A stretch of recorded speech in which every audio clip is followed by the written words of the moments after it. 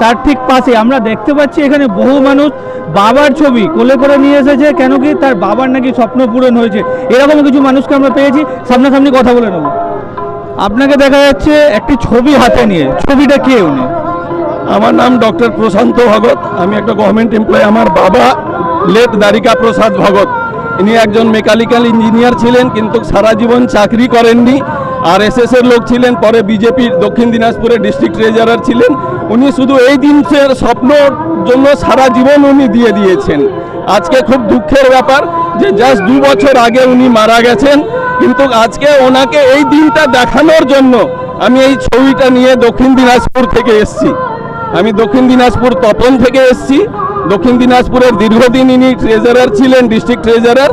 কিন্তু এই দিনটার জন্য সারা জীবন যে লোকটা দিয়েছে, সে নিজের চোখে না দেখে গেলেও তার ছবি এনে তাকে দেখে দেখাতে চাচ্ছি যে আজকে বাবা আপনার পরিশ্রম সফল হয়েছে, আপনার বলিদান সফল হয়েছে।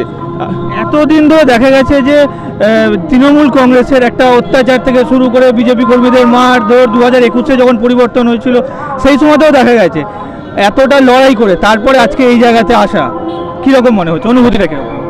আজকে মনে হচ্ছে আমরা তো 1947 ইন্ডিপেন্ডেন্স দেখিনি, আমাদের জীবনে এইটা ইন্ডিপেন্ডেন্স। আমরা আজকে প্রাণ খুলে বলতে পারবো ভারত মাতা কি, ভারত মাতা কি।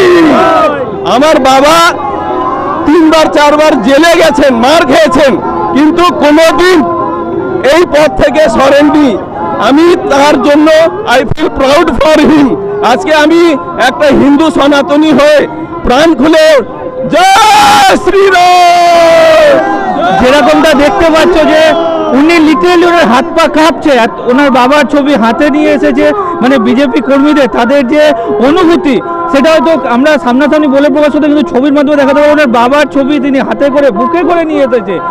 তিনি তার বাবা তার এই বিজেপি করার জন্য তিনি জেলও খেটেছেন, তারপরেও আজকে সেখানে তিনি তার বাবার ছবিকে সঙ্গে করে নিয়েছে। যেহেতু তার বাবা নেই, কিন্তু সেই স্বপ্নটাকে তারা পূরণ করতে পেরেছে, এই জন্য এই ব্রিগেডে তারা এসে উপস্থিত হয়েছে।